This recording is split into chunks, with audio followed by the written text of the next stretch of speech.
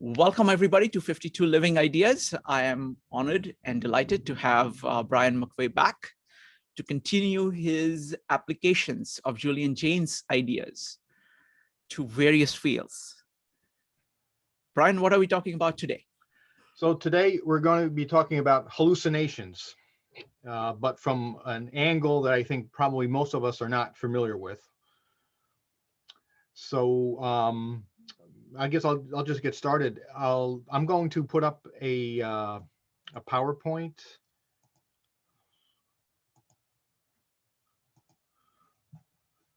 Okay, so let's see if I can. It's perfect. It's perfect. Okay. So, whoops. So as you can see, hallucinations as adaptive behavior, divine voices, visions as neuropsychological vestiges. So that's a mouthful, but let me begin by noting that, of course, I think most of us, when we first hear the word hallucinations, that's a term that has negative connotations. We associate it with mental illness, schizophrenia, something abnormal, something that should not be happening. But then the word adaptive, we don't usually associate hallucinations with something being adaptive. Of course, adaptive almost always, I think, has a positive connotation, something useful. Something is making progress. So why am I putting these two terms in the same phrase, hallucinations as adaptive behavior? If you're familiar with Julian Jaynes, of course, this won't be that, this connection won't be that unusual, but in any case, that's what today's talk is about. So there are 5 parts of my argument today, and I'll just briefly introduce them now. And many of these things I think we're familiar with. So the first point, the first link in the argument just concerns something that we're all familiar with, mental images. And at least in the English language, there are many ways to describe mental images. Let me point out now my feeling on mental images. Mental images are something, as we know, that most people experience. However, there is a small population of people who have what is called aphantasia, which apparently they don't use or they don't experience mental images. But that's a topic for another day. But in any case, most of us have an idea of what mental images are. But today, I want to go through step by step exactly what are the implications of having mental images, mental imagery, and how does this relate to what Julian Jaynes had to say about hallucinations? To me, a fascinating thing about mental images is that we really don't have, as of yet, a scientific explanation for where those images are or exactly what their nature is. What are they? Most people will say, well, it's something in my head, but of course, that's just a metaphoric expression. Their mental images do not exist in our head the same way a physical object might. So if a neuroscientist was able to dissect or vivisect your brain, of course, he or she would not be able to see mental images. So there's something very mysterious about mental images. And I try to be as empirical and scientific as possible when I give talks like this. But in any case, I think we should really start with this issue of the strangeness of mental images. It's almost as if they exist in their own reality, a reality that we don't understand, at least not yet. So that's the first part of the argument, or the first link, you might say, and what I want to talk about today. The second link, affinities or similarities between introspection, or what we might call mental images, and hallucinations. In other words, how are they different and what do they have in common? And I think they do have some interesting things in common. So, and by the way, the word introspection, more or less today, that means the same thing as the experience of mental imagery. They're not exactly synonymous, but they are closely related. And also the word introspection. There's another word I use, not to get bogged down in technical jargon, but there's another word, introception. And basically, introspection, introception mean the same thing. They're slightly different, but we don't have to worry about that now. I just want to alert people to the language that I'll be using today. So the third issue or link of today's argument is evidence of an earlier mentality in which hallucinations were adaptive.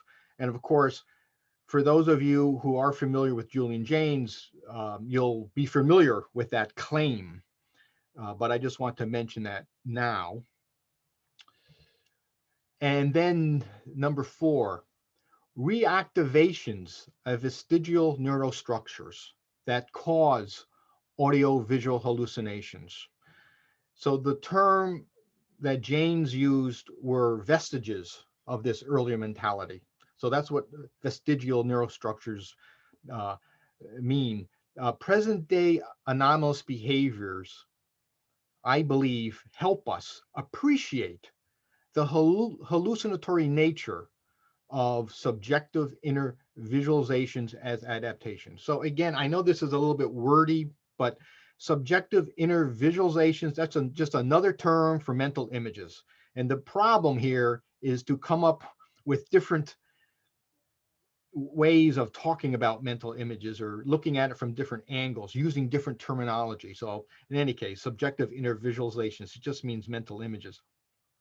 So this point number 4 here is sort of important because it ties a lot of different things together. And in a moment, I'm going to break this down even more, but just to introduce what the main issues of today's talk are about. So anomalous behaviors, anomalous behaviors. So for example, today, many people experience hallucinations. And usually, as I said, we associate those experiences with people who suffer from schizophrenia or some sort of mental illness. But in fact, there are a relatively large number of people who experience hallucinations who do not suffer from schizophrenia or another mental illness. There's actually a movement called an international movement of people who call themselves voice hearers, who are not happy that I think most of them do not consider experiencing hallucinations as something pleasant. They have insight into the fact that they are experiencing hallucinations. They know that they're not real. So the question arises then, why do people experience hallucinations? And of course, I think the typical neuroscientific explanation is, well, there's just some loose wiring.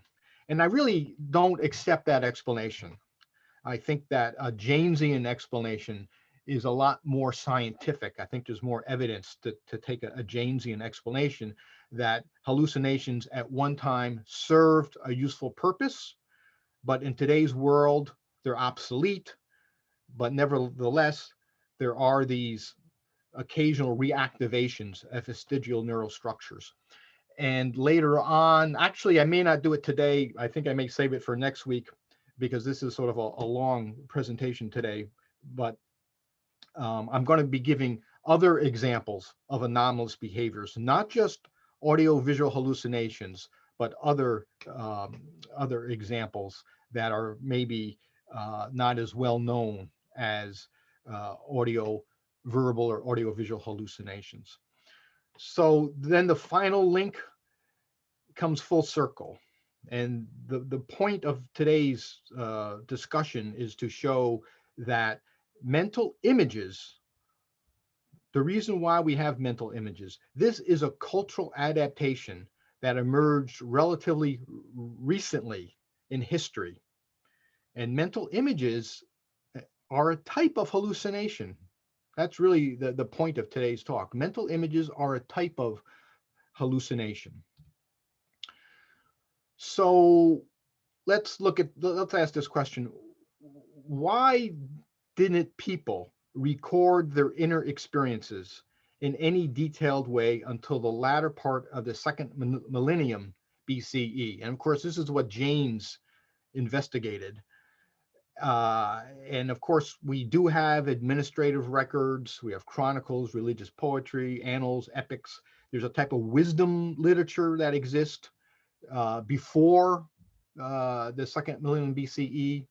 But when you look at all that literature, if you look at it carefully, it's very difficult to find accounts or any type of reporting of what we would describe as inner psychological experiences. And a lot of people have a difficult time with that claim that I'm making.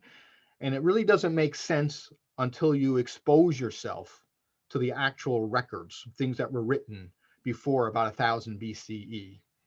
And again, that's a whole, this one point I'm making is a topic for another day, but I just want to introduce that as I think an important question. What is going on here?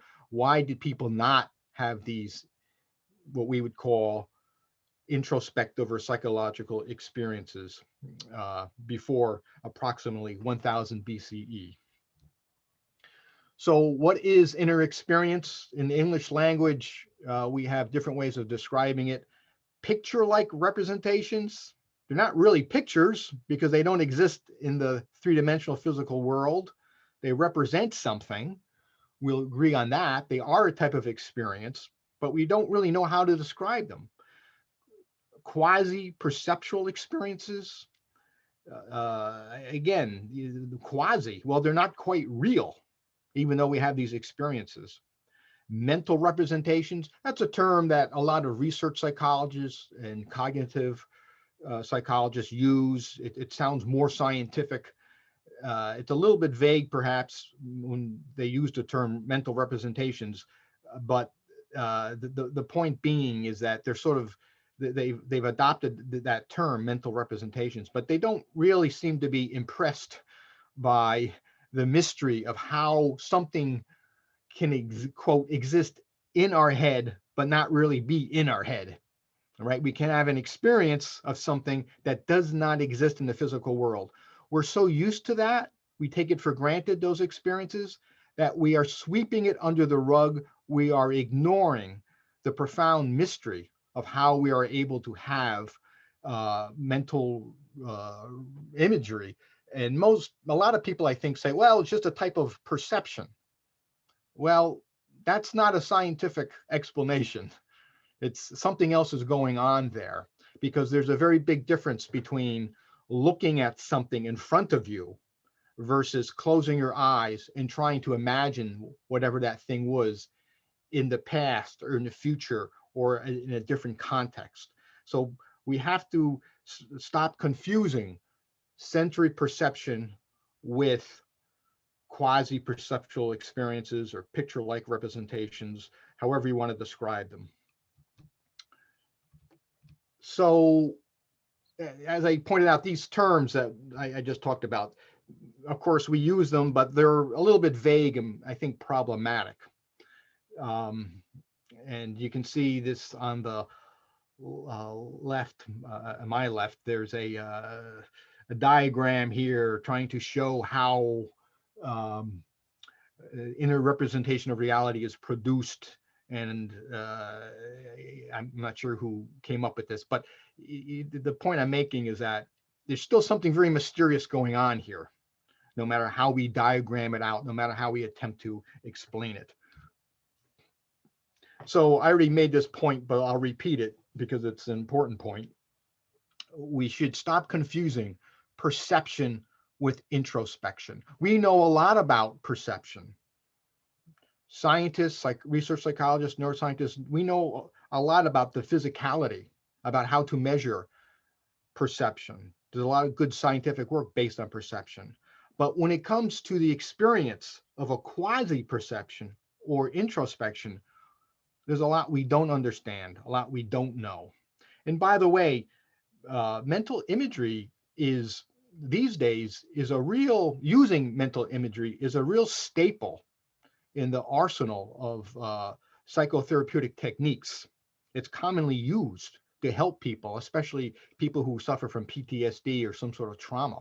So it's sort of mental images are it's like hypnosis. We know a lot about hypnosis, but we don't really understand why hypnosis occurs in the first place. There's something unusual about hypnosis that we don't quite understand yet. Though, of course, Jaynes has a whole chapter dedicated to explaining hypnosis from what we can call a Jaynesian perspective. So it's the same thing with hallucinations and the same thing with mental images. We know something about it. Well, it doesn't, these phenomena don't really fit neatly into a grand scientific worldview, at least not yet. So just to, again, talk about the differences between perception and mental imagery. Inner experience occurs without external stimuli. So I can sit down, close my eyes, and imagine something in my mind without that thing ever having existed even. So I can imagine pink unicorns flying through the air. Well, there's no external stimuli connected with those images, but I can conjure that up in my mind. So that shows us the power of mental imagery. Introspection, or what we might call mental images, are under voluntary control. Not always, that's not always the case, but usually I think we can make that point. However, when it comes to sensory or sensate perception, what we perceive in the three-dimensional physical world is not under our control. So when I'm looking at whatever it is, my breakfast, for example, in front of me, I can't make that go away physically. I have to perceive that. I can turn my head away, I suppose, but it's still there physically. Well, that does not apply to mental images or to introspection. So another distinction that should be made that actually relates to what I was just talking about, the distinction between perceptual reactivity and conscious interiority. Conscious interiority, of course, for those of you who have heard me talk about these things before, you'll know that that's just my term for consciousness. I'm trying to be a little more precise than Jaynes was. So conscious interiority.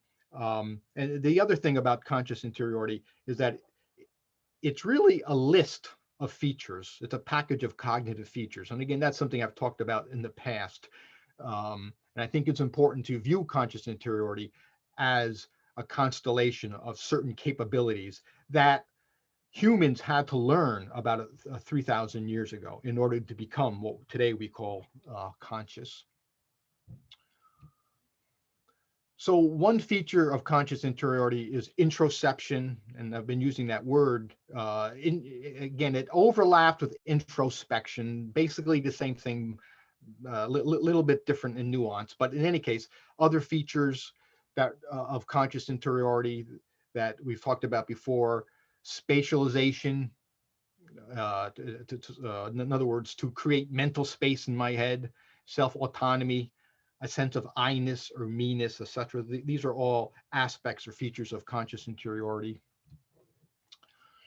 So let's talk about similarities or affinities between what my mind's eye can experience and hallucinations. So introception shares some features with hallucinations. Okay. But before we go on, we have to make a distinction because many people confuse hallucinations with illusions. They're not the same thing. For those of you who have experienced genuine hallucinations, of course, you'll know that. Well, illusions occur when an external stimulus is distorted or misinterpreted. And we've all seen these tests where these sort of examples of illusions where you'll have two lines and they'll be presented a bit differently. One line will have other lines extending from it, and the other lines will have two arrows coming in, and one line looks longer or shorter than the other. And that's just one example, but there are many examples of illusions. But illusions are different from hallucinations, as I said, because illusions are triggered by an external stimulus. Hallucinations occur typically without any actual perceptual experiences. They're more than just sensory distortions or misinterpretations or deceptions. Okay, because illusions require, as I said, some external objective sensation. That's not always the case with hallucinations. I mean, sometimes hallucinations may be triggered by something in the environment, but typically hallucinations can occur without external objective stimulation. So hallucinations appear as if they're in objective space. They're for the person who experiences a hallucination, they are in the real world. From their point of view, they are not in the mind. They are externalized or projected as if they come from outside the person. And hallucinations will have the same realistic qualities as actual physical objects or actual physical persons, or the voice of a person, if you're experiencing an auditory hallucination. So that's an important point to make. Again, we need to distinguish between hallucinations and illusions. So again, we know a lot about hallucinations, especially in the psychiatric counseling literature, the psychotherapeutic literature, but various reasons have been given why they occur. As we know, hallucinations are usually associated, almost always associated with something abnormal. And the explanations that are given, to my mind, are not very satisfactory. The main reason they're not satisfactory is because researchers ignore the fact that before about 1000 BCE, having what we call hallucinations was very common and not unusual at all, unlike today. So many of the causes that are given for hallucinations are in fact not causes, they're more descriptions of the circumstances when hallucinations occur. So they're not really explanations, or at least not good explanations. So the next thing I want to talk about, so now I'm going to switch gears a little bit and talk about evidence of an earlier mentality in which hallucinations were adaptive. And this is where we enter Jaynesian psychology. And so you can see on the bottom there, it's sort of a brief definition of consciousness, or what I call conscious interiority. Something that is introspectable. It includes analog I, narratizing in a functional mind space. So conscious interiority is not reactivity to the environment. It's not perception. It's not a repository. It's not necessarily involved in performance, language use, learning, or reasoning. And you can see I give a list. I've expanded on Jaynes' list. Jaynes presented about half a dozen what we might call features of conscious interiority. I've expanded it a bit. But in any case, if you look under mental functions of conscious interiority, it's an operator, sort of like mathematics, that allows us to shortcut behavioral processes and arrive at more adequate decisions. And I'm not going to talk in detail about the items on this list because I've done that before. But I just want to show you that conscious interiority is really an abbreviation, we might say, or an abbreviated term, because conscious interiority is constituted by this package of mental capabilities that, according to Jaynes, did not exist before 1000 BCE. For folks who are watching this on YouTube, down here, I have put a link to our playlist of Julian Jaynes meetups, and you can go and look them up, and you can go through. There are 2 meetups where we have that Brian has described the concept of conscious interiority in great amount of detail with all those points. Okay, good. Thank you, Shrikant. So for those of you who are familiar with Jaynes, you'll know what this term means, bicameral mentality. I'm not going to spend a lot of time today talking about it, but basically bicameral means two-chambered.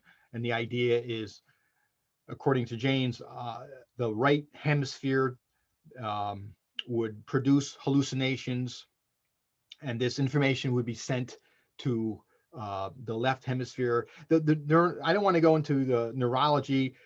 Some people have questioned Jaynes' neurological explanation. It's like I said, it's very complex, but I just at least want to show that there is some neuroscientific evidence for what Jaynes had to say.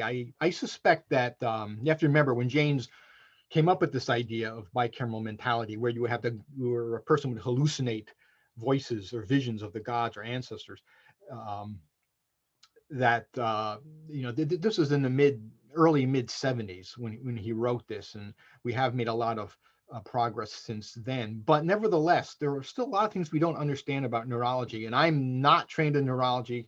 I don't like to talk about neurology because I'm not trained in it, but I do have my own personal view and intuition that actually the neurology of an individual is much more plastic than we understand. And of course, many neuroscientists would agree, but I say that because I think it's much more complicated than any of us understand. And so when neuroscientists do test, or they do research on neurology, they come up with these findings, and then they reach a conclusion based on the findings. My feeling, as someone, as I said, who's not trained in neurology, is that we have to be very careful with any type of finding, because of the inherent plasticity. There's so much variation between people when it comes to neurology. But in any case, that's more of a footnote. So evidence to continue, evidence of an early mentality, bicameral mentality, in which hallucinations were adaptive. Well, to kind of give some historical sense, that way it seems a little more concrete, maybe a little more persuasive, what I'm trying to present here. I'll frame this discussion within 4 historical periods. So we can talk about the early bicameral period, when new neurocultural adaptation was configured by pressures caused by the agricultural revolution, which occurred about 12,000 years ago. So social structure started to change, technology started to change. And these changes were so massive that they led to neurocultural changes or neurocultural adaptations. And again, I don't want to go into detail too much here, because this has been talked about and explained in many other places, but I just want to introduce it. So the next, so we're starting with the early bicameral period, and then we move up to the second historical period, what we can call literate urban bicamerality. And this describes what we might call early classical bicameral civilizations, which were characterized by direct God to moral communications, or perhaps ancestor to moral communications. And this lasted, again, there's a lot of variation. This is very rough, very approximate, but maybe from around 3,500 to 2000 BCE. Okay. And again, this is explained in much more detail in other places. And then bicameral breakdown. Okay, an intervening period between number 2 and number 4 that we haven't gotten to yet, which witnessed a transition from bicameral to post-bicameral neurocultural paradigm. So it gets very complicated here, because it really depends what area of the world you're looking at. The other reason why it's a bit complex is because I don't think this was a clean break between a bicameral and a post-bicameral period. I think there was a lot of messiness. There was a lot of it was a transitional period that lasted several centuries, probably more, where people were semi-bicameral and perhaps semi-conscious. So it really depends on the period you're looking at and depends on the place you're looking at. So what I'm presenting here is very rough.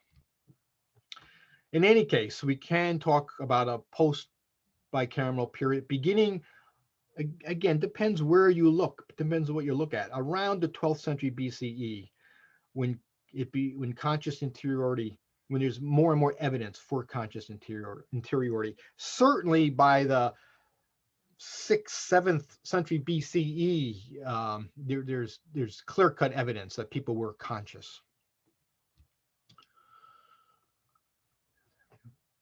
So this word, theophany, the appearance of a god or divine disclosure or display. So that's just a word that I think describes well what was going on in bicameral societies.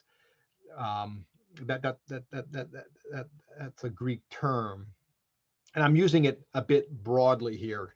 Any appearance of not just a god, but it could be any type of supernatural entity. It could be a deceased ancestor. So as you can see here, it refers to a manifestation of supernatural beings: Yahweh, God, angel, ancestor, ghost, familiar spirit, some sort of spiritual intermediary. And of course, in Bronze Age civilizations, of course, there are many accounts of this, many representations of these types of theophanic experiences. And there are different types of theophanic experiences. So direct, when a god or an ancestor would materialize in your presence, it was immediate and it was proximate. The god or whatever supernatural entity it was would be in front of you. There's evidence of that, of course, in especially in the Old Testament and other ancient texts of these direct experiences. Indirect, okay, so an intermediate or a distant experience. So example, speak when Yahweh would speak through a prophet's mouth, or perhaps dreams or visions, divination. This indirectness is often enhanced by allegory or symbolism that was in need of an interpretation. Visitations, so a supernatural being would choose to visit a mortal. Invocation, an attempt to elicit a visitation from a divine entity, which we still do, which many people do today, right? With seances, perhaps, or trying to call up a god. So we see vestiges of invocations in the modern world. This has not disappeared at all. And so what I do is I combine these different descriptions of theophanic experiences. Okay, so there's direct visitations, for example, burning bush in front of Moses. Other examples: ancestral ghosts, personal and mediating gods, guardian spirits, demons, messengers of Yahweh.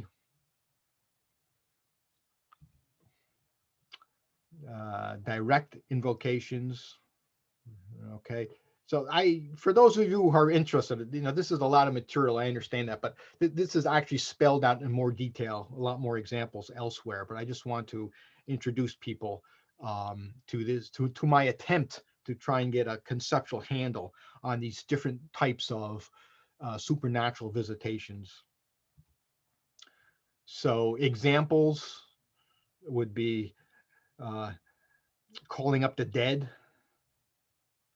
Okay, there's a famous example of this in the Old Testament with the witch Endor is called up. There are many other examples, and we still do that. I mean, in a way, that's what seances are, I suppose, calling up the dead. Indirect visitations, so Old Testament prophets, vision dreams. and then indirect invocations. Um, so usually does not involve hallucinations. So for example, divination, which comes from it means to be literally to be inspired by a god. Dream incubation. So for example, in ancient Egypt, where supposedly this was practiced, dream incubation, as the bicameral mind started to break down, people would rely increasingly, they would rely more and more on these indirect methods to communicate with the god. So divination, dream incubation. They would go to a temple and sleep in the temple, not just in Egypt. And actually, that this practice would continue into the classical period. And the idea is you would have a dream, and in the dream you'd be visited by some sort of deity or ancestor. Okay, so today I'm not going to talk about this today. I'm going to talk about this next week, but I just want to show you, I mentioned at the beginning of my talk this idea of other anomalous psychologically anomalous behavior. Okay, and out of body experience, autoscopic hallucination, feeling of a presence.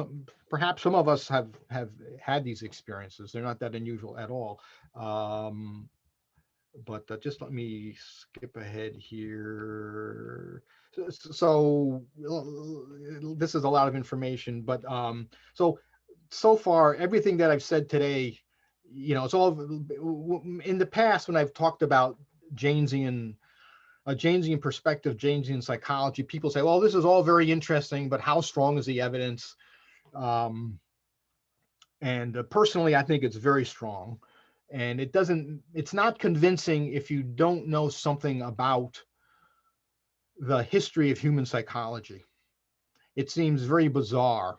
I'll be the first to admit that. But if you start to familiarize yourself with ancient history, and when I say ancient, I mean before 1000 BCE, right? That's where you have to go back further than the classical period. If you start to become more familiar with the evidence, it does become more convincing. The other point I'd like to make is that in science, whether it's the natural sciences or the social sciences, the larger your temporal scale is in terms of time. In other words, the further you look back in time, or in the physical sciences, the bigger the scope of what you're trying to understand, the stranger things become, the more odd nature seems, the more odd human behavior seems. So I'm thinking of, for example, uh, uh, Darwinian evolution. When that was first introduced in the late 19th century, it was very difficult for people to process because it seemed so strange. But Darwinian evolution doesn't make sense unless you take a long-term view, unless you start to collect a lot of evidence.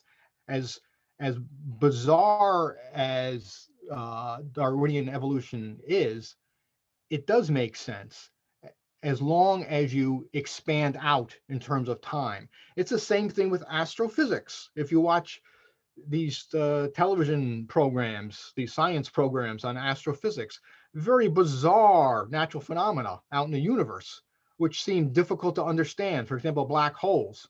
But because black holes are at the extreme of our perceptual experiences that we are used to, they don't make sense. It's the same thing with quantum physics, right? Because the scale is so small, it's so extreme, it doesn't make sense. So I'm saying this because it's the same thing with human history or the history of human psychology. These claims I've been making, not just today, but in the past, seem odd, seem very strange. But they don't seem so odd and strange if we take a long-term view, if we push out things spatially and temporally and look at the actual evidence, then things begin to make more sense. Just one more point I want to make, and again, this relates to the problem of trying to convince or persuade people about what Jaynes had to say. So what I'm talking about, there's no absolute proof. And that's true in the natural sciences and in the social sciences. It's all probabilities. And of course, in the natural sciences, probabilities have to be close to 100%. Natural science, excuse me, in the natural sciences, close to 100%. Social sciences, there's more wiggle room because presumably human behavior is much more complex. There are more exceptions. So when it comes to probability, maybe, and again, this is just my opinion, other people would disagree with this, but I would say 75 to 100%. If you can, I think the target range for evidence should be above possible but below proven, and should be in the probable range, somewhere maybe between 75 and 93%.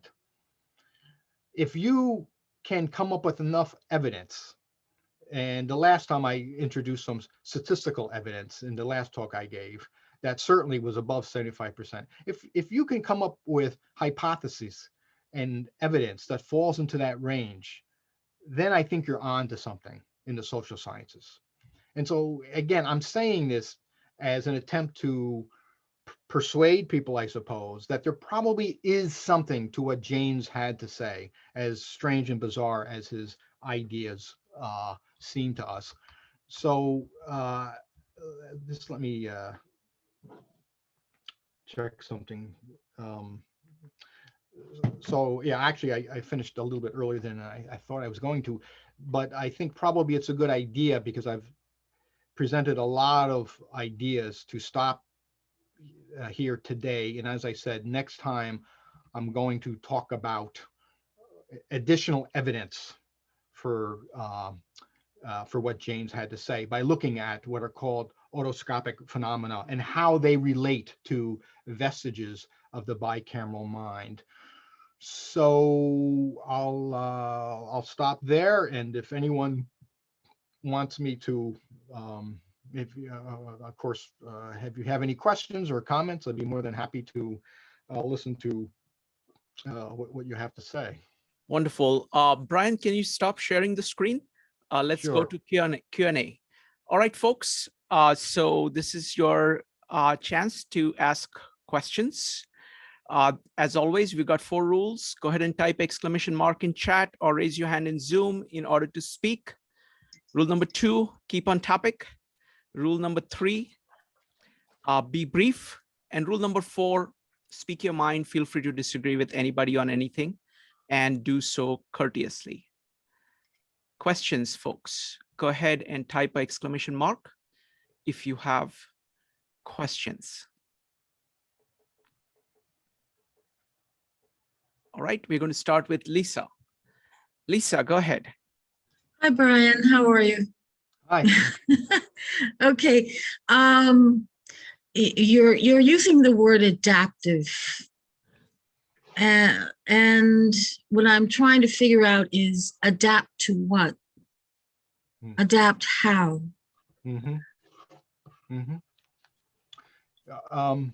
Good. Thank you. That's a very good question that really probably should have been addressed in my talk. Yeah. So adaptive. So the idea here is that humans are constantly adapting because there are changes in our environment, in our natural environment. There are also changes in our social environment, new technologies. There are breakdowns in society. There are rebellions, revolutions, natural catastrophes. So the history of humankind basically is one of constant adaptation. And Jaynes, of course, looks at the agricultural revolution as sort of a beginning point, you might say, to try and understand how the bicameral mind evolved. And by the time you get up to about 3,000, 3,500 BCE, of course, there are more changes, larger changes. as people started to urbanize. And so, you could look at urbanization. Urbanization was an adaptation, but it was also the result of other adaptations. And so as our technological, as our social structural conditions begin to change, our psychological processes or our mental structures, however you want to describe it, our cognitive processes, these things also have to change. So everything has to change together, or else we will not be able to adapt as a species. So does that answer make sense? Yes, very much. Thank you, Brian. Thank you. Thank you. Thank you. All right, we got lots of questions. We got Kevin, Franklin, Alex, and Dominique next. Kevin. Thank you, Swanka. Hi, nice to hear you, Brian, again. My Hi, question about bicameral mind, and is this come first or another one? They call it left brain, right brain, like from a scientific perspective. So what's the between? Thank you. Okay, so thanks, Kevin. I think your question had to do with what came before the bicameral mind. No, he's asking, there is the concept of left brain and right brain Okay. In science. How is that related to the notion of bicameral mind of Julian Jaynes? I see. Yes, no, thank you. So actually, a lot of Jaynesian theorizing is based on left brain, right brain. And again, neurology is not my field, but we do know that there are differences between the right brain and the left brain. Sometimes these differences, I think, are popularized and exaggerated, so we have to be a bit careful. But the idea with Jaynes is, like I said, a lot of his research was inspired by studies of split brain patients, where they would surgically cut the corpus callosum from that connects the right and left hemispheres. And remarkably, not as much damage was caused as the researchers had assumed.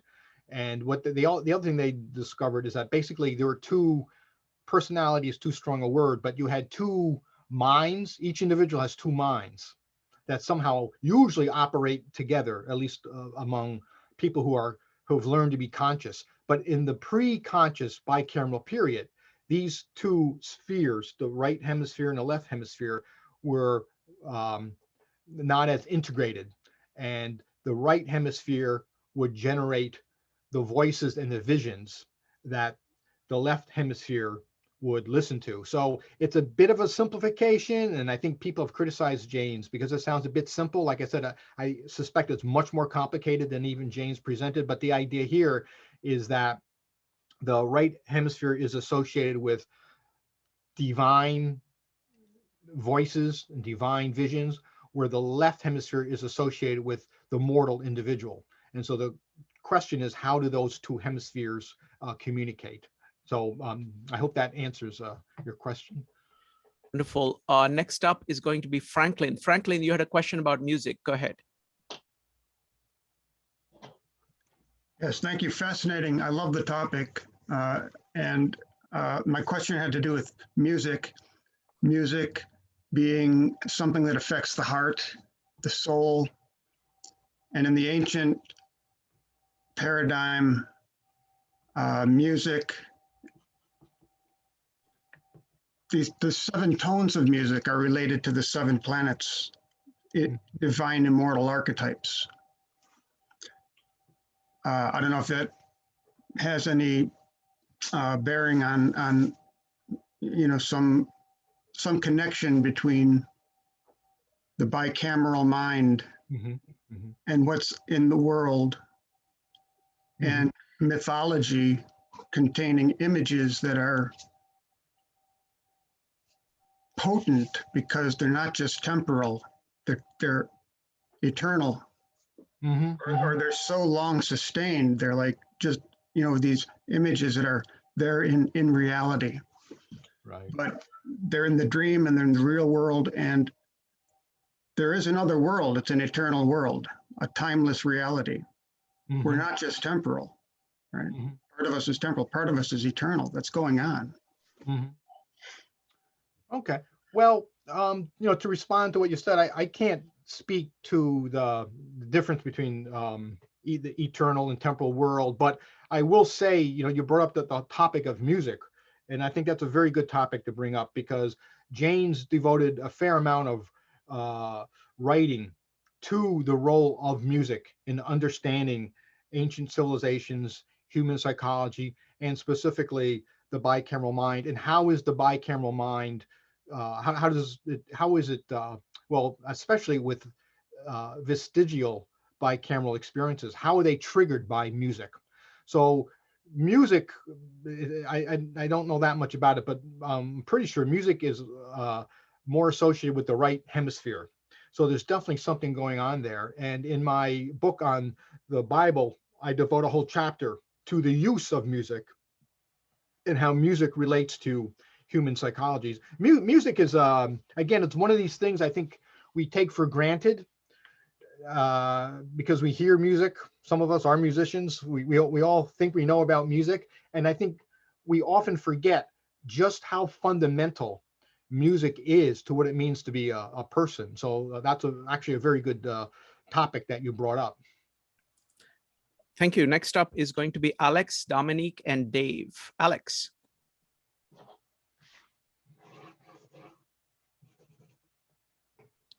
Alex, you need to unmute yourself. Okay, apologies.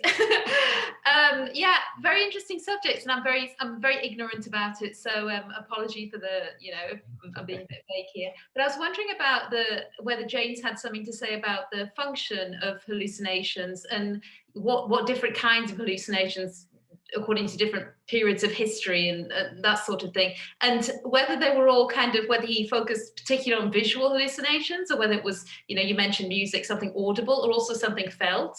Mm-hmm. Mm-hmm. That's relevant. Yeah, so that's actually that's a very good question. Types of hallucinations, and mostly Jaynes looks at audio and visual hallucinations because they seem to be the predominant type of hallucination that people experience, and that people, by the way, still do experience. However, in theory, you can hallucinate through any sense. So you can have tactile or haptic hallucinations. You can have hallucinations of taste. You can have olfactory or hallucinations of smell. And strangely enough, with me, I had smell hallucinations. Very, very odd. I don't know why. I smelled I lived in Arizona for a long 10 years, and they have these these cacti that have a very distinct smell. And I was not in Arizona. I was minding my own business, and out of the blue, I had these olfactory hallucinations, and so that's an important point to keep in mind. I think it may, why do visual and auditory hallucinations? Why are they so important? It just may have to do. I think it has to do with our neuroanatomy. That's how we get so much information through hearing and through vision. But there's no reason why we can't have other types of hallucinations. In fact, there's in ancient Egypt, they talk about smelling the gods. And I think that's probably evidence that these people were not just seeing the gods, but they were actually smelling. The gods are described as having their own particular smell. So that's a very important point to keep in mind, that there are different ways of having hallucinations. Thank you. Next up is going to be Dominique, Dave, and Kevin. Dominique. Hello, thank you again, Dr. Brian, for bringing such a thought-provoking discussion today. I have a question in regards of, Julian made the connection between, at least as I understood, cultural changes as to why we stop no longer having hallucination. today? Is there anything specifically what cultural change could be like pinpoint as to, okay, this is why we stop having this kind of hallucination experiences? Yeah, so that's a important, that's a very big question. So yes, in general, the idea here is that our loss of the ability to have hallucinations on a regular basis had to do with cultural changes, did not have to do with neuroanatomical or neurological changes. And that's something that I think a lot of people have a hard time accepting, because we usually think of psychology, of psychological processes, as being something to do with the brain, something to do with anatomy. But actually, most of what makes up our psychology, I believe, has to do with influences from the social environment. It has to do with culture, has to do with enculturation. And so the reason why we lost the ability to hallucinate is because it just seemed more efficient for the individual to tell him or herself what to do rather than listen to the voices of the gods. It was just a more expedient, a more convenient way for what we might call neurocultural organization of the brain, as a way to deal with complexity. So there's actually a lot of ways to answer your question, but hopefully that makes some sense to you. Full. Next up is going to be Dave, Jade, and Kevin. Dave. Good morning, and Brian, enjoying your presentation as always. Talk about hallucination, and we've been talking about primitive people. Or kind of brought to my mind the shaman or the medicine man, perhaps through the use of drugs, or maybe just stressing the system by dancing all night or whatever, passing out and having hallucination, bringing the ancestor communication back to the tribe, or wisdom. Would you like to comment on that? Yes, so I think that shamans and the medicine man, these types of roles, these types of individuals, basically, I view their activities, their practices, their behavior as sort of vestige of the bicameral mind. And what they would do, as you pointed out, an example would be to overstress their body, which is one way to trigger hallucinations, actually. Or they would use drugs or some type of a hallucinogen. It could be anything. There are many ways actually to trigger hallucinations. And so I don't want, I want to be careful. I don't want to reduce shamanistic behavior to something as simple sounding as just having hallucinations, because I think there's a lot of cultural and social value to such practices. Obviously, that's why they've been around for so long. But yes, I mean, I think you bring up an example of, again, as I said, I think it's a vestige of the bicameral mind, where these days people, including shamans, would have to resort to an indirect way to invoke some sort of spiritual experience, which often involve the voices of the ancestors or the gods, or at least a vision of the gods. Thank you. Next up is going to be Jade, followed by Kevin. Jade.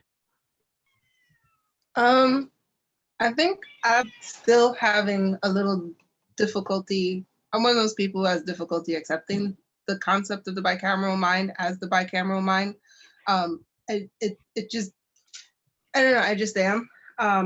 Because like I'm feeling like the bicameral mind theory is essentially one man's perception of perceptions. Mm-hmm. And I feel like it's largely a perception of reality and unreality within what someone perceives. So like if I'm to contextualize it with today, I think we contextualize things so differently that it's very hard to discern.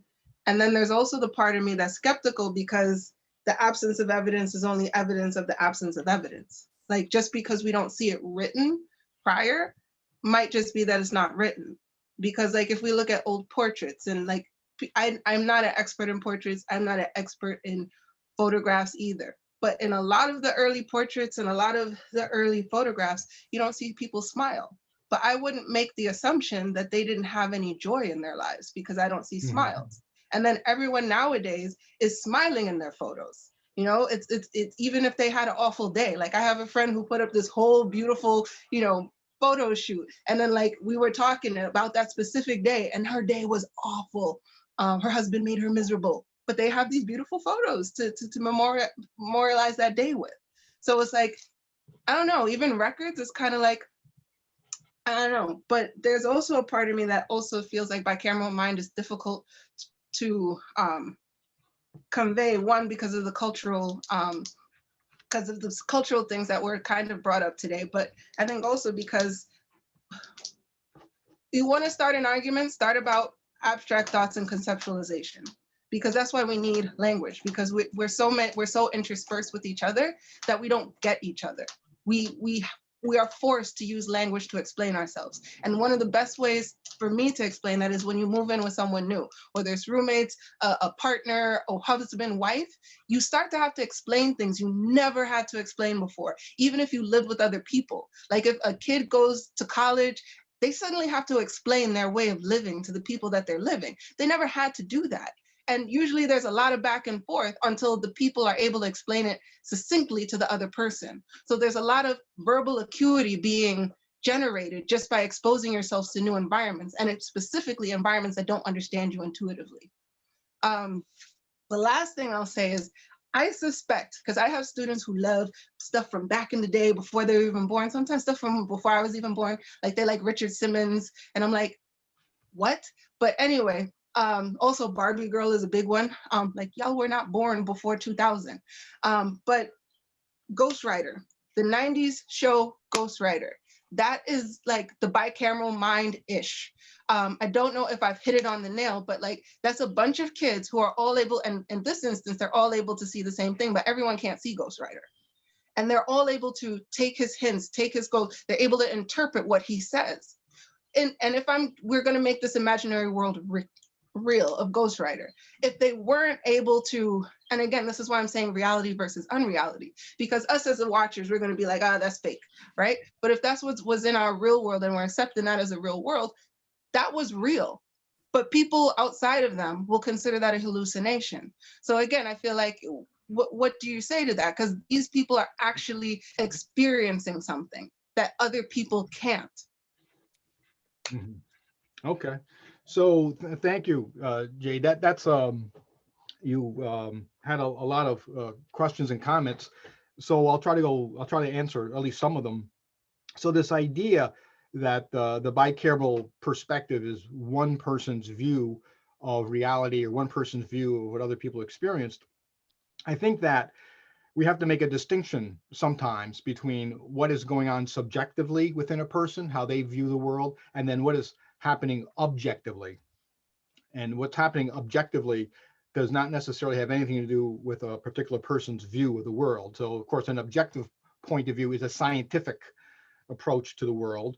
And I am not one who would argue that everything has to be put into scientific terms, because I do think that a subjective, more personal view of the world is really what it's all about.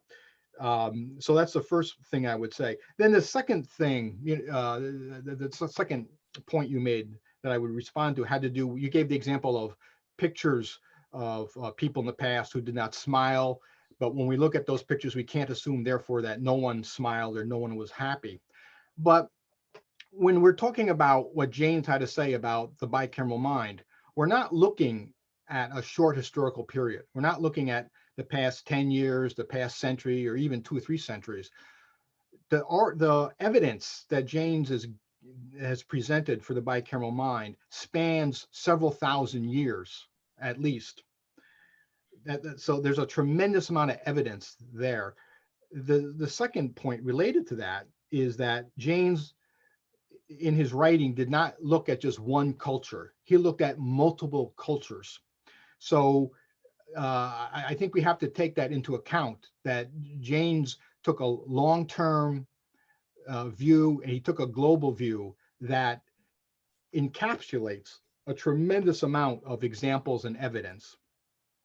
And then the other thing I would say about Jaynes, about this whole idea, how convincing is his view of the bicameral mind? Well, you have to view it as a puzzle. And so Jaynes gave evidence from linguistics, he gave evidence from neuropsychology, he gave evidence from religious studies, from history. He looked at what's going on in the modern world. So Jaynes is presenting almost more of a philosophy rather than just one theory about the bicameral mind. And to me, what's convincing about Jaynes, as odd as some of his conclusions may seem to us, is that the pieces of the puzzle fit together. And really, that's what a good argument is. That's what good science is. Not how strange the conclusions sound, but is it explaining why and how the pieces of a mosaic or pieces of a puzzle fit together. And just my opinion, but in my opinion, the pieces of what Jaynes has to offer pretty much fit together very well. Next up is going to be Ever, Kevin, Dominique, and Jade. Ever, go ahead.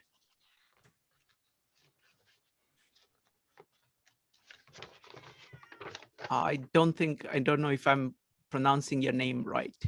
E-W-E-R-E. Okay, I'll read out the question.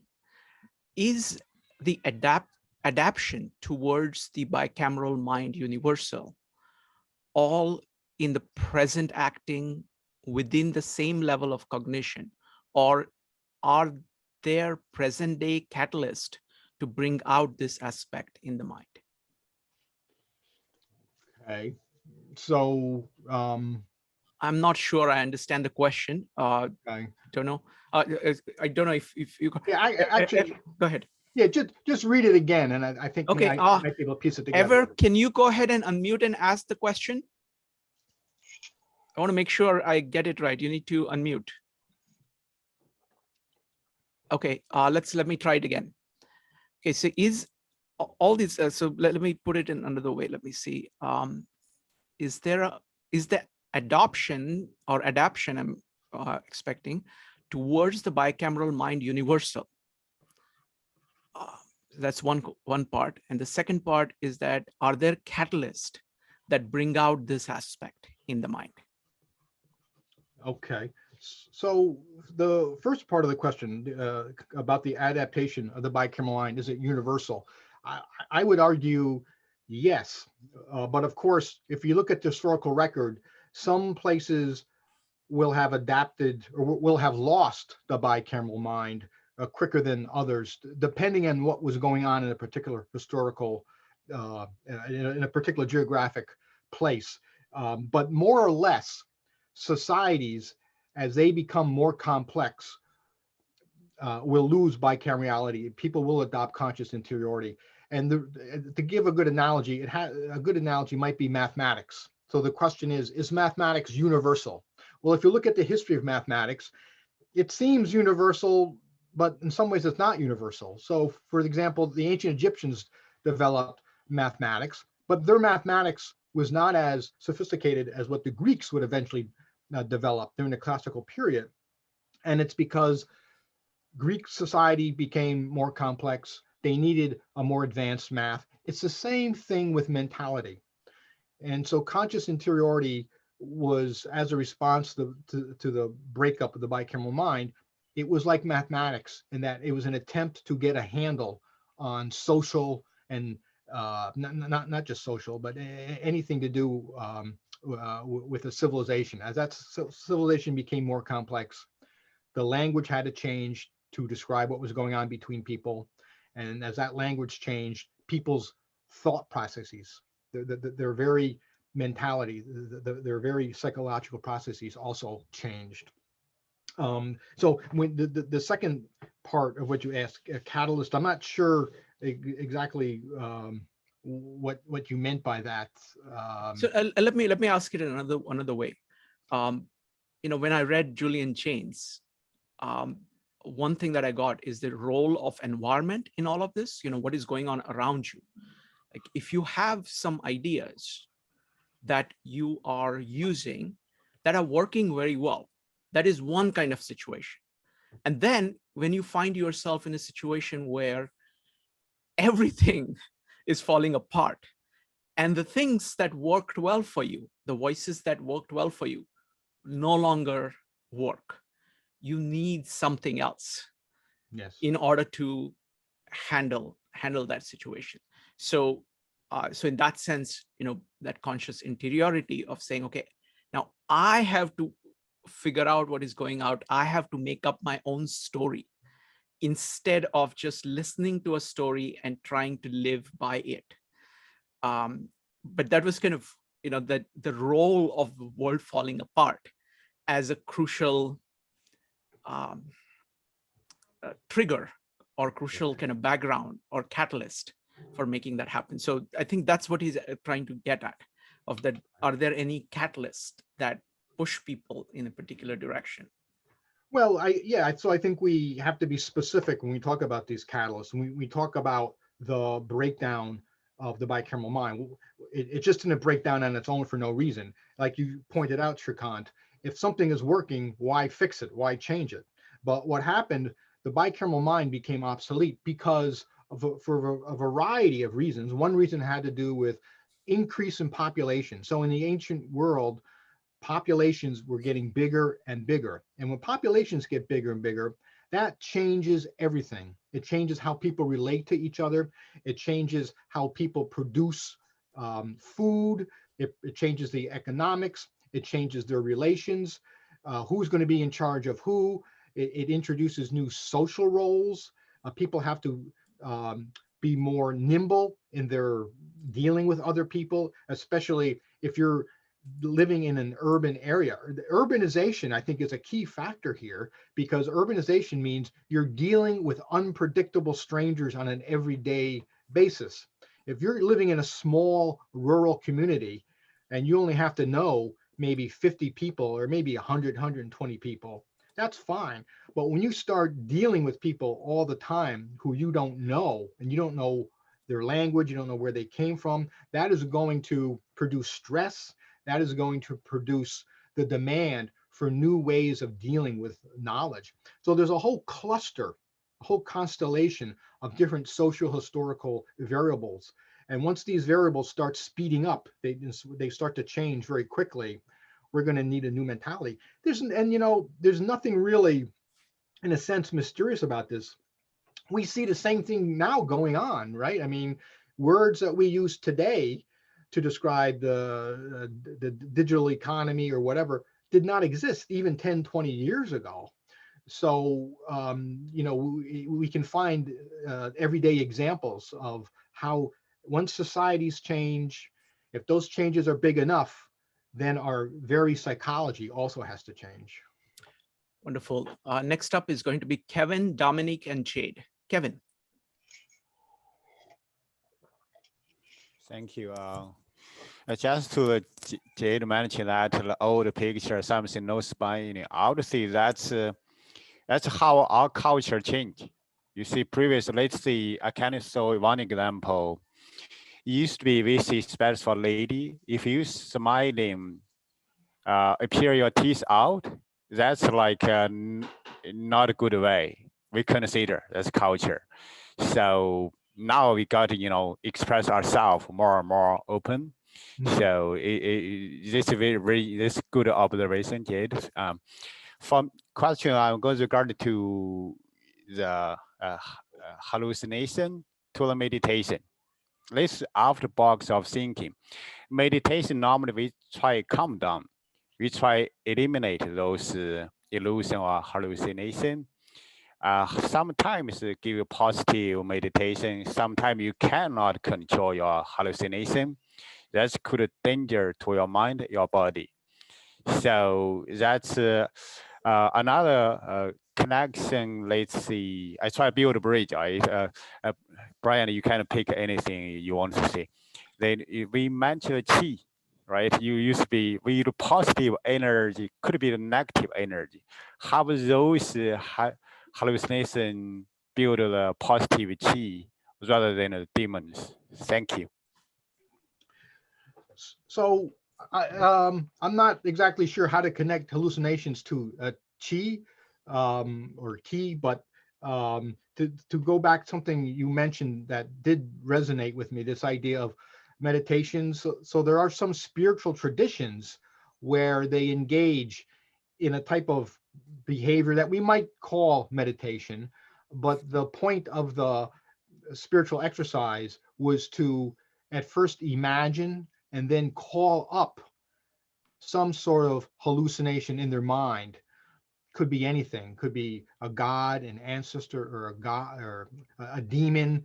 And I'm not very familiar with it, so I probably shouldn't say anything, but I know in the Tibetan Buddhist tradition, there is this idea, there is a practice of calling up beings from within your mind. And of course, I suppose some people would say there's a danger in doing that. But the idea is that these beings take on a life of their own. And so we can see whether you believe that these beings are real or not. The point is, we can clearly see how powerful hallucinations can be.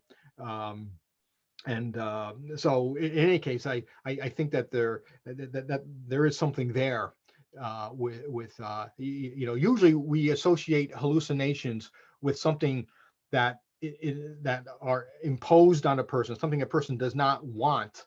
But as I pointed out, there are spiritual traditions where they call up voluntarily what we might call hallucinations. Whether they believe these hallucinations are real entities or not, of course, is debatable, but they certainly have played a very important role in the history of religion.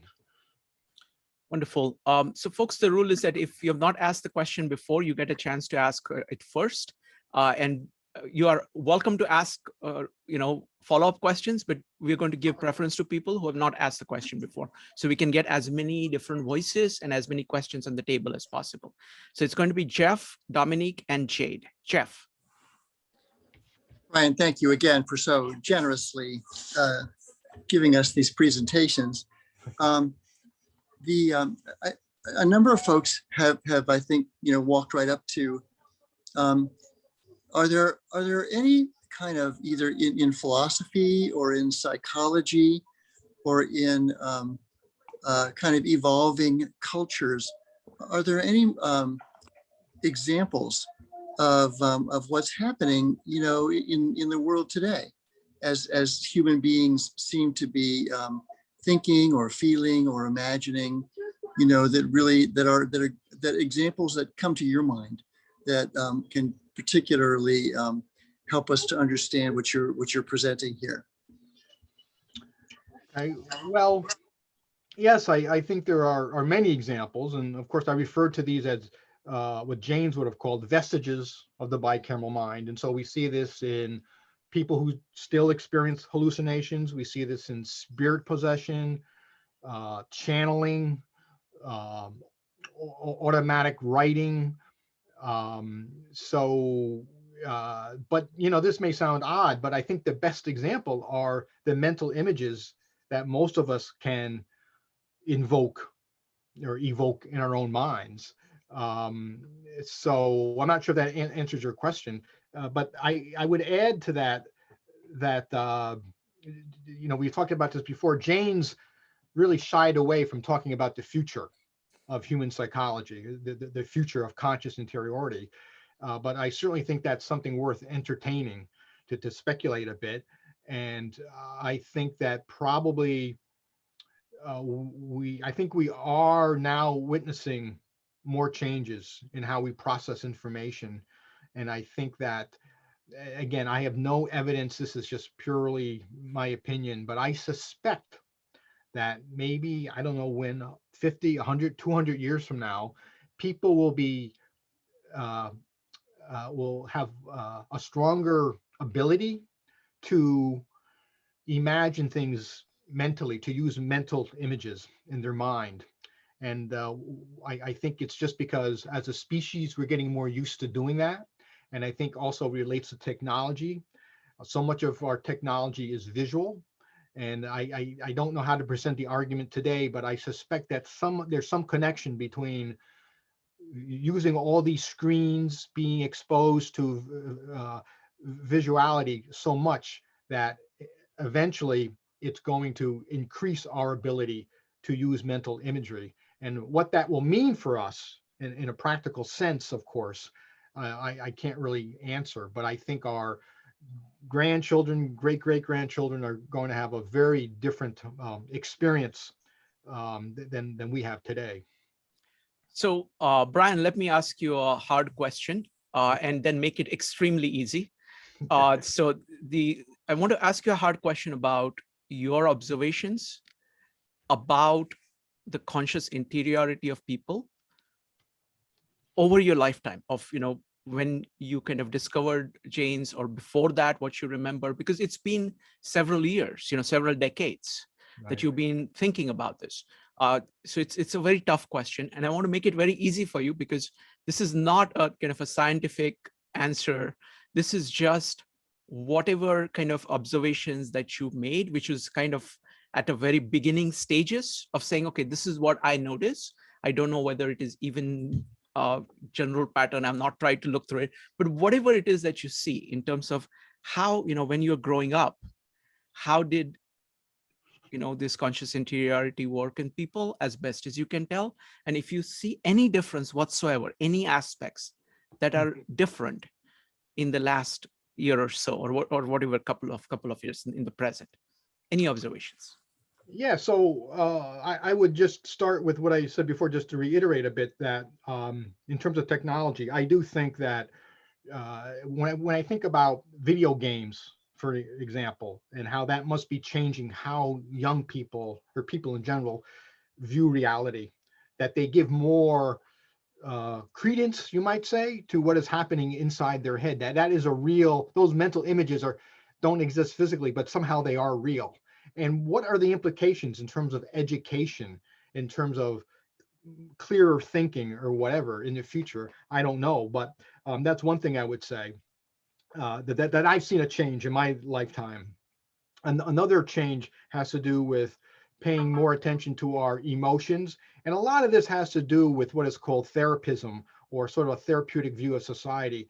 And we can debate whether that's a good thing or a bad thing, people becoming overly concerned with their emotions. But I certainly think there's a positive aspect to that, because the more we are able to express our inner feelings, our inner thoughts, the more self-introspective we are, the better that there's more, it helps with facilitating communication between people. So in therapy, that's often a problem. People don't know how to, the most well-educated person does not necessarily know how to talk about or express their feelings. They know they're angry, they know they're sad, but they don't know how to put those expressions into a more nuanced vocabulary. And that's what a lot of counseling is. So there is nothing to do with education. We're just not used to it. But I've noticed more and more attention to that, not just in therapy, but in the world in general. How are you feeling? When we ask that people these days, we expect a deeper answer than in the past. And then also just in general, I think there's more attention compared to even the 1970s or 80s to what is going on inside a person. I mean, it's not revolutionary, but there is a more attention I discern to what we might call the inner universe of each individual. Excellent, thank you. Next, it's going to be questions from Dominique and Jade. Dominique. Thank you, Dr. Ryan, for answering my last question. I sort of have two follow-up questions regarding civilization information and changes. And the first one is, does the mental breakdown happen through most of the civilizations at the same time, or were more like pockets around the globe? And the second one, and does the development progress of nations depends on the quality of the degrees of conscious interiority in its people? And if so, what do you recommend nations should focus to help this progress? Okay. Thank you, Dominic. Those are good, very big, very good questions. So the first one has to do with variation in the breakdown of the bicameral mind. There is variation. And of course, we have a general idea of what happened around the world, but actually that picture is not 100% complete. And probably the bicameral mind started to break down in some places sooner than others. And that had to do with whatever was going on politically or economically in a certain geographical area. So, for example, it seems that in Central America, the bicameral mind broke down later, maybe about it's difficult to say depending where you're looking at, but maybe it didn't start to break down until as late as among the Maya, maybe the 7th or 8th century AD, where in the Middle East, it broke down probably about 1000 BCE. So there is variation, and each culture is different. Each culture will did respond to the breakdown a bit differently. So it's not a lockstep historical progression. We have to take into account a lot of variation in the breakdown. So I'm glad that you brought that up, because it gives me an opportunity to inject some subtlety and nuance into today's discussion. And then your second question about progress and about conscious interiority. I mean, I think from a general level, I think we might be able to make the claim that conscious interiority has helped human civilization. I can't imagine what it would be like if we did not have a breakdown of bicamerality. But to be a little more specific, to answer that your question, I think the way I look at it, it concerns mental health, conscious interiority and mental health. And I've talked about this before in the past, of course, but I'm working on a project now trying to connect Jaynes' ideas to mental health, to sort of develop what we might call a Jaynesian therapeutics. How can we enhance or use conscious interiority in order to help not just people who suffer from mental disorders, but people in general? So we have to make a distinction between having a mental health diagnosis versus just not being well mentally. And unfortunately, I think many people in the modern world assume that, well, if I'm not given a mental health diagnosis, I'm okay. But that's not true. We all need some sort of mental well-being check-in. And I think that, as I said, that's something I'm haven't worked out 100% yet, but that's something I'm working on, is how to use our understanding of Jaynesian consciousness in order to increase people's mental well-being. Wonderful. Jade, what's your follow-up question? Let's try to keep it brief, Jade. So now I don't know where to start. I think there was a part of me that wanted to respond to a comment Brian had said, but I'll just kind of do the direct follow-up, which is, I feel like the concept of making a theory or an argument valid because the pieces add up doesn't work. Because a man who cheats on his wife is often able to put that mosaic together in a way that makes sense and is accepted until it shatters. But there's also the part where we kind of interpret the world, including the past, through our knowledge of it. And we tend to use words to make the world appear more orderly than it is. And we also tend to use words to make the world look more chaotic than it is. So it's like, on some level, I want to accept that, this is a social science and a science, but like, what science is really objective? Like, there's always a subjective facet to any science, like social science especially. And I think we could go through history and find that. That's why we're all still arguing right now. But I think even if we look at computers and the algorithms, and people are like, no, they're so objective, they'll make decisions for us. And everyone's like, no, they're biased. Like we're using our objective, subjective minds to even determine that the things that we made to be objective are not objective. So it's like, I don't know, like what's the litmus test for objectivity? Wonderful. Let me do one thing. I think this is a very important topic. So I want to have, Brian answer it in a kind of a more comprehensive way instead of kind of going back and forth. So let me make it broader, Brian. So the question is, what is the proper method? It's very difficult to figure out what is going on with the individual human being, let alone your current culture, let alone your family, let alone your current culture, let alone what is going on in the world right now. Now we're talking about what is going on in people as such over all this period of time. Okay, so it's an enormously difficult task. Now the question is, what kind of methods are proper methods to deal with it? I mean, one approach is that you can just throw up your hands and say, look, this is just too much stuff going on. Sorry. The other way is, figure out how to approach this. So it's an epistemological question, really. It's a fundamental epistemological question. What is the method? So Brian, I'll ask you as a general question. What method is a proper method to deal with this subject, given its complexity? Yeah, so that's a good question. Jade's question, of course, is very good too, because it gives me an opportunity to talk a little bit about methodology. But the first thing I would say is that my understanding is that, and of course, this is a good question for Bill Roll, but even in physics, there is nothing that is 100% pure objective. It looks that way, but even physicists, when they discover a new particle or some new physical phenomena, they talk in terms of probabilities. It may be 99.9999, but it's not 100%.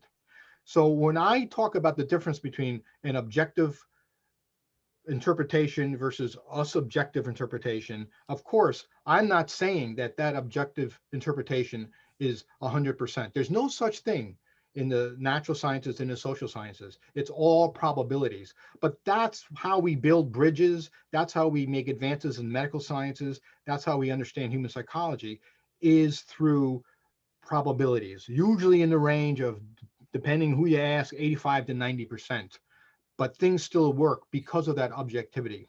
That does not mean there's no place for a subjective view of the world. So we have to make a distinction in this discussion between trying to understand things scientifically and the subjective objective problem versus the role of my subjective interpretation of the world.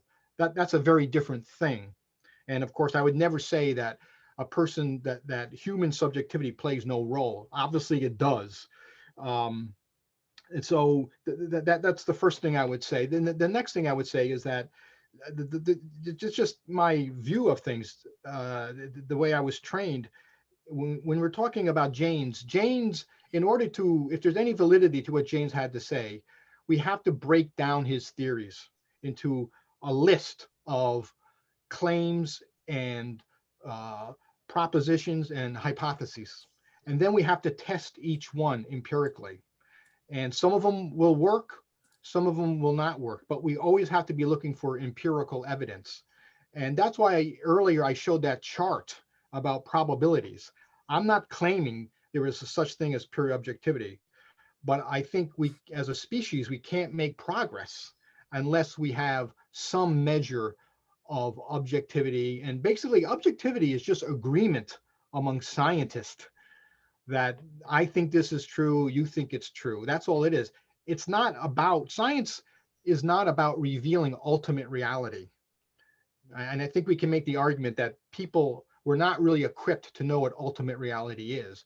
We're only equipped to engage in agreeing on what's the probability of something happening. So again, I don't know if that answers your question or Jade's question, but just to give you an idea of what I look at. And by the way, in my writing on Jaynes, my recent writing on Jaynes, that's what I try to do. I try to present a number of hypotheses and show if they hold water. Rather, in these podcasts, I'm making rather broad general claims that may sound vague. They may sound like they may sound unconvincing. I realize that. But in my actual writings, I try to be I don't like to use the word, but science, for lack of a better term, scientific. I try to be objective. I try to use hypotheses and empirical evidence to make these arguments. All right, wonderful. So we're going to wrap up this meetup. So Brian, thank you very much. Look forward to hearing more from you next Saturday. All right. And I just want to say thank you everybody for coming. Really, really good questions. They forced me to think. They forced me to figure out how to articulate my views, which is always a good thing. So I wanted to show my appreciation for everybody. Wonderful. Wonderful. Thank you, folks.